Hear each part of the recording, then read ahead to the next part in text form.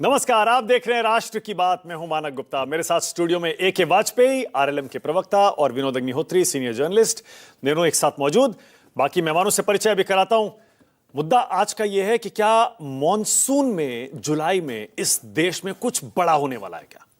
क्या मॉनसून सत्र जो संसद का आने वाला है, उससे पहले जो इतनी उठापटक पूरे देश में चल रही है, क्या ये मॉनसून सत्र में कुछ बड़ा करने की तैयारी है? क्या एक प्लानिंग है? क्या बीजेपी 2/3 बहुमत जुटा के डीलिमिटेशन, महिला आरक्षण और उसके अलावा कुछ और भी तैयारी कर रही है क्या? आज शिवसेना उद्धव ठाकरे गुट की टूट पक्की हो गई। कल हमने चर्चा की थी, लेकिन इफ और बट बहुत सारे थे, अगर मगर काफी थे। आज सारे सवालों के जवाब मिल गए। उद्धव ठाकरे ने संसदीय दल की बैठक बुलाई थी। 9 में से 3 सांसद पहुंचे, 6 नहीं आए। बिल्कुल क्लियर हो गया कि 6 सांसद टूट के अब एनडीए में जा रहे हैं, शिंदे गुट में, यानी शिवसेना में शामिल होने जा रहे हैं। जरा तस्वीरें भी देख लीजिए आप। आज जब शिवसेना उद्धव ठाकरे गुट ने अपने सांसदों की बैठक बुलाई तो उसमें सिर्फ 4 सांसद पहुंचे, 3 लोकसभा के और 1 राज्यसभा के, संजय राउत साहब। ये और पिछले 2-3 दिन से आपको पता ही होगा, दोनों तरफ से दावे चल रहे थे। उद्धव ठाकरे गुट कह रहा था कि ऐसा नहीं है, कोई नहीं टूटने वाला, जो टूटेगा उसके खिलाफ कार्रवाई होगी। उधर से कुछ कुछ कहा जा रहा था। कुछ सांसद कह रहे थे हम तो दिल्ली में है ही नहीं। लेकिन अब इनसाइड स्टोरी भी सामने आ रही है।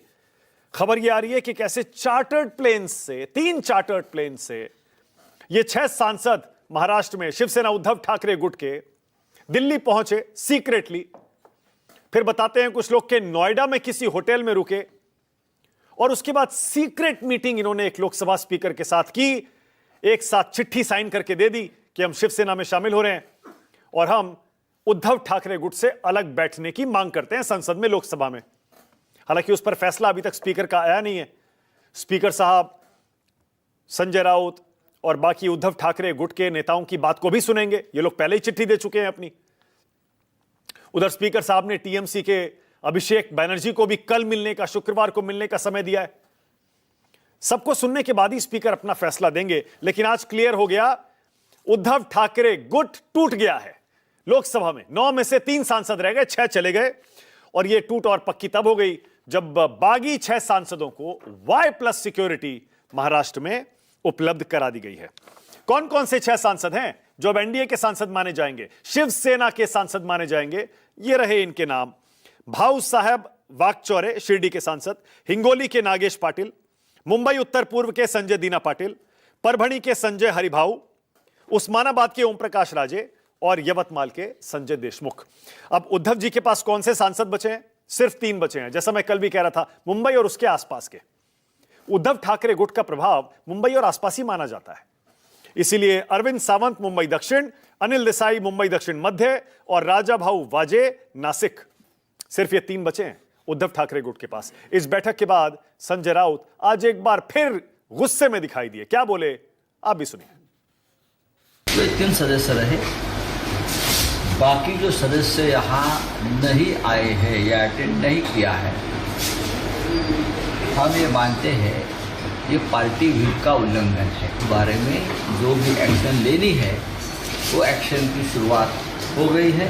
उनको सौंपा दिया जाएगा, उनसे जवाब मांगा जाएगा और हम इस दिशा में जाएंगे कि उनकी सदस्यता रद्द। इस बार की बेईमानी बहुत महंगी पड़ेगी एकनाथ शिंदे को भी और ये जो 5-6 जो गद्दार लोग हैं उनको भी। अब हम चुप नहीं बैठने वाले।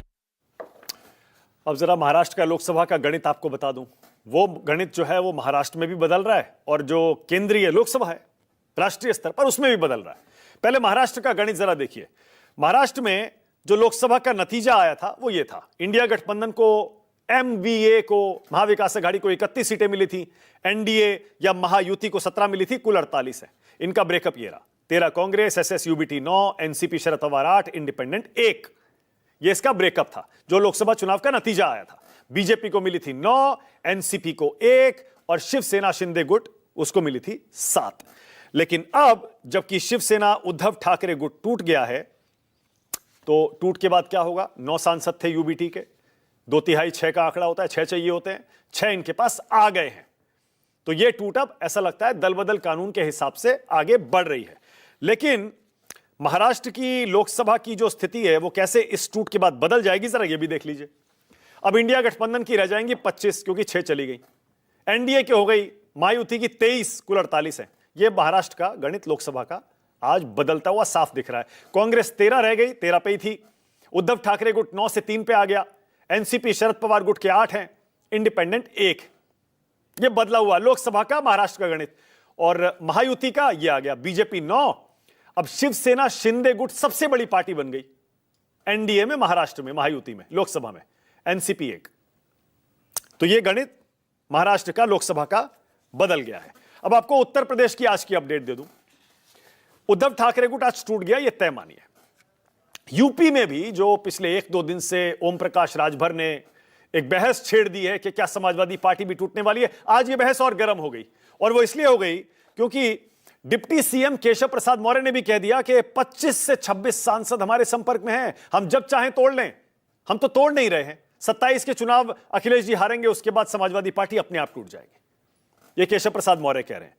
राजभर आज एक बार फिर बोले, उन्होंने कहा बलिया का बागी करेगा इस समाजवादी पार्टी टूट का नेतृत्व। सब हमसे पूछ रहे हैं कौन नेतृत्व करेगा, कौन करेगा, हम बता दे रहे हैं। ये राजभर जी बोले बगिया का बागी करेगा नेतृत्व। और अखिलेश जी ने भी पलटवार किया। अखिलेश जी बोले ये डर और लालच की राजनीति बीजेपी कर रही है, राजभर जी पहले अपनी पार्टी संभाल लें, गठबंधन में उनको कोई पूछ नहीं रहा है।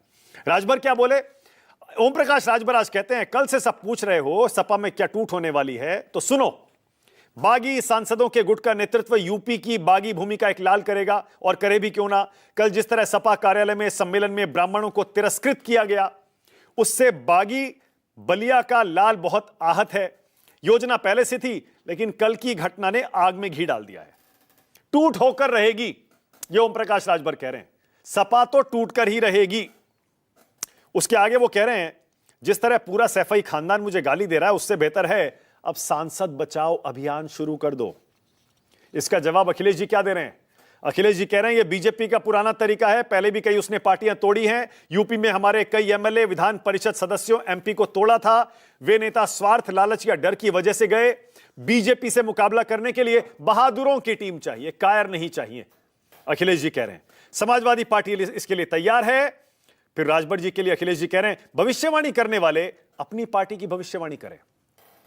उन्हें बीजेपी 75 सीट दे रही है, 50 या फिर सिर्फ आश्वासन। इन्होंने बीजेपी के गठबंधन से 30 सीटें मिलने की अफवाह फैलाकर जो पैसा एडवांस लिया है, वो लोग इनको ढूंढ रहे हैं। राजभर जी को अखिलेश जी कह रहे हैं। जरा सुनिए क्या बोले केशव प्रसाद मौर्य, और सनातन पांडे क्या बोले, बलिया के सांसद जिनकी तरफ राजभर जी ने इशारा किया है। सुनिए। सपा में तो अभी 25-26 सांसद टूटने को तैयार बैठे, हम लोग तोड़ ही नहीं रहे हैं। हम लोग तो 27 में जानते हुए अपने आप ही टूट के चले जाएंगे। समाजवादी पार्टी का संचालन श्री अखिलेश यादव की साइकिल नहीं कर सकती। वो साइकिल सैफई जा सकती है, लेकिन सत्ता की गलियारे में नहीं जा सकती।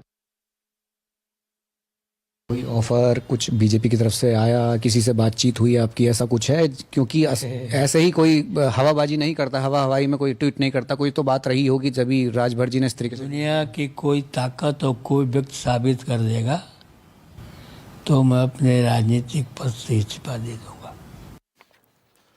तो अब ये टूट, बगावत, तोड़ फोड़, दल बदल की लड़ाई उत्तर प्रदेश तक आ चुकी है। और यूपी में आपको पता ही है अगले साल शुरू में चुनाव है, फरवरी मार्च का अनुमान है, लेकिन चर्चा है कि शायद नवंबर दिसंबर में भी ये चुनाव हो सकते हैं। क्या सही समय पर चुनाव को गर्म किया जा रहा है क्या? उत्तर प्रदेश में लोकसभा का गणित जरा आपको याद दिला दूं। बीजेपी को बड़ा झटका लगा था 2024 के चुनाव में। यूपी में 37 सीटें समाजवादी पार्टी जीत गई थी, बीजेपी 33 पर नंबर 2 पर आ गई थी। 6 कांग्रेस को मिली थी, 4 अदर्स को मिली थी। कुल 80 सीटें आप जानते ही हैं। अब टूट संभव कैसे है? यहां भी 2/3 का आंकड़ा बागियों को चाहिए होगा, अगर ऐसा कुछ होता है तो। 37 सीटें सपा के पास है, 26 चाहिए कम से कम। अगर 26 जुट गए तब सपा के पास रह जाएंगी सिर्फ 11 सीटें, सिर्फ 11। आप क्रोनोलॉजी समझिए जरा। जिन जिन स्टेट्स में, जिन जिन राज्यों में बीजेपी को लोकसभा चुनाव 2024 में झटका लगा, ये सारी की सारी टूट या रीअलाइनमेंट उन्हीं सारे राज्यों में हो रही है। बंगाल में हुई, महाराष्ट्र में हुई, अब यूपी आ रही है। समझ रहे हैं आप? अब जरा आपको अभी तक का क्रोनोलॉजी जो मैं समझा रहा हूं, इस तरह से भी जरा समझिए। सबसे पहले अरविंद केजरीवाल टूटे। पंजाब में आम आदमी पार्टी के 7 राज्यसभा सांसद चले गए। बीजेपी में। फिर ममता बनर्जी बंगाल में टूट गई, विधायक भी चले गए, एमपी भी चले गए। उद्धव ठाकरे के 6 सांसद चले गए, वो पहले ही टूट चुके हैं और टूट गए। अब सवाल यह है कि क्या अखिलेश यादव को तोड़ा जा सकता है क्या? क्या समाजवादी पार्टी को भी तोड़ा जा सकता है क्या? अखिलेश यादव की ताकत यहां समझिए, उनके पास 37 लोकसभा सांसद हैं, 8 राज्यसभा सांसद हैं, यूपी में 101 विधायक हैं। अच्छा खासा वोट प्रतिशत भी उनको पिछले चुनाव में मिला है, चाहे लोकसभा का चुनाव हो या विधानसभा का। क्या अखिलेश यादव को तोड़ा जा सकता है? राष्ट्र की बात में आज इस पर बहस होगी। चलिए डिबेट शुरू करते हैं। आज का सवाल आपकी स्क्रीन पर भी आ रहा है।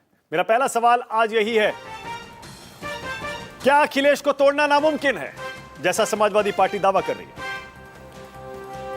और दूसरा, टूट रहे बारी बारी, क्या मॉनसून की है तैयारी? कुछ बड़ा करने की तैयारी हो रही है क्या जुलाई में?